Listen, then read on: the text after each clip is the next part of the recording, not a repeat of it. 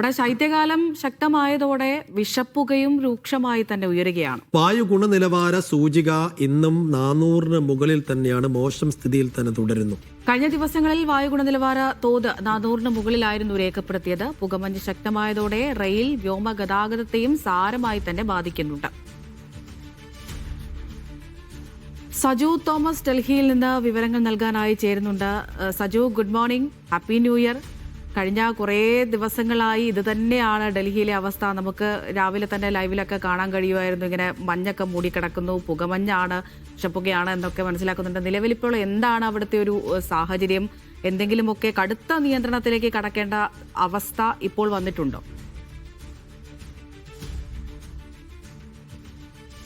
Amrita Saifuddin, happy new year, good morning. എന്തായാലും ഡൽഹി കഴിഞ്ഞ കുറച്ചു നാളുകളായിട്ട് വലിയ തോതിലുള്ള വിഷപ്പുകയോടൊപ്പം തന്നെ പുകമഞ്ഞുമായിട്ട് ബുദ്ധിമുട്ടുകയാണ്. കഴിഞ്ഞ കുറച്ചു നാളുകളായിട്ട് ഡൽഹിയിലെ വായു ഗുണനിലവാരം വലിയ മോശം നിലയിലേക്ക് പോയിക്കൊണ്ടിരിക്കുന്ന ഒരു സാഹചര്യമാണുള്ളത്. ഡൽഹിയിലെ പല മേഖലകളിലും 400 മുകളിലേക്കാണ് വായു ഗുണനിലവാര സൂചിക രേഖപ്പെടുത്തിക്കൊണ്ടിരിക്കുന്നത്. അത്രയ്ക്ക് വലിയ രീതിയിൽ അന്തരീക്ഷ മലിനീകരണം അനുഭവിക്കുന്ന ജനങ്ങൾക്ക് വലിയ രീതിയിലുള്ള ശാരീരിക ബുദ്ധിമുട്ടുകളും രോഗങ്ങളും ഒക്കെയും പിടിപെടുന്ന ഒരു സാഹചര്യമാണ് ഇപ്പോൾ ഡൽഹിക്കാർ അനുഭവിക്കുന്ന ഏറ്റവും പ്രധാനപ്പെട്ട ഒരു പ്രശ്നമെന്ന് പറയുന്നത്. കഴിഞ്ഞ 2-3 ദിവസം മുൻപ് വരെ വലിയ തോതിലുള്ള മഞ്ഞായിരുന്നു, അതായത് പുകമഞ്ഞായിരുന്നു ഡൽഹിയിലുള്ളത്. അത് വ്യോമ ഗതാഗതത്തെയും റെയിൽ ഗതാഗതത്തെയും ഒരുപോലെ തന്നെ ബാധിച്ചിരുന്നു. ഇന്ന് എന്തായാലും ഒരു സ്വാഭാവികമായിട്ടുള്ള കാലാവസ്ഥയിലേക്ക് വന്നിരിക്കുകയാണ്. തണുപ്പ് ശക്തമാണ്, പക്ഷേ ഇന്ന് അല്പം പുകമഞ്ഞിന് അല്പം കുറവുണ്ട്. അതുകൊണ്ട് തന്നെ വ്യോമ റെയിൽ ഗതാഗതങ്ങളൊക്കെയും സാധാരണ നിലയിലേക്ക് മടങ്ങി വരുന്നു എന്ന് തന്നെ വേണം മനസ്സിലാക്കാൻ. കഴിഞ്ഞ ദിവസങ്ങളൊക്കെയും 100-ലധികം വിമാന സർവീസുകൾ റദ്ദാക്കിയിരുന്നു, 200-ലധികം ട്രെയിൻ സർവീസുകൾ റദ്ദാക്കിയിരുന്നു. ഡൽഹിയിലേക്കുള്ളതും ഡൽഹിയിൽ നിന്ന് പുറപ്പെടേണ്ടതുമായിട്ടുള്ള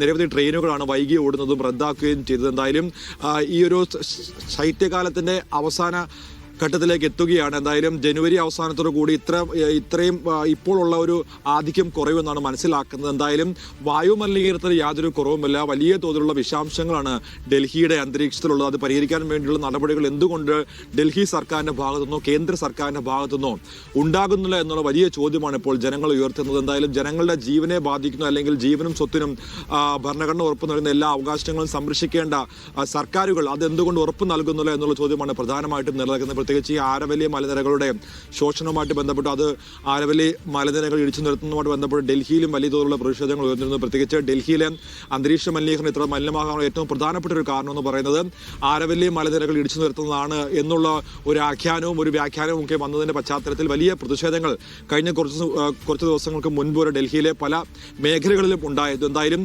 ഇപ്പോഴും ഡൽഹിയുടെ അന്തരീക്ഷ മലിനീകരണത്തിന് യാതൊരു കുറവുമില്ല. അത്ര മോശം സ്ഥിതി, അതായത് ഇന്നും പല മേഖലകളും രേഖപ്പെടുത്തിയിരിക്കുന്നത് 300 മുകളിലേക്കാണ് വായു ഗുണനിലവാര സൂചിക രേഖപ്പെടുത്തിയിരിക്കുന്നത്. അത്തരത്തിൽ വലിയ തോതിലുള്ള പ്രശ്നങ്ങൾ ഇവിടുത്തെ ഡൽഹിക്കാർ ജനങ്ങൾ അനുഭവിക്കുകയും ചെയ്യുകയാണ്.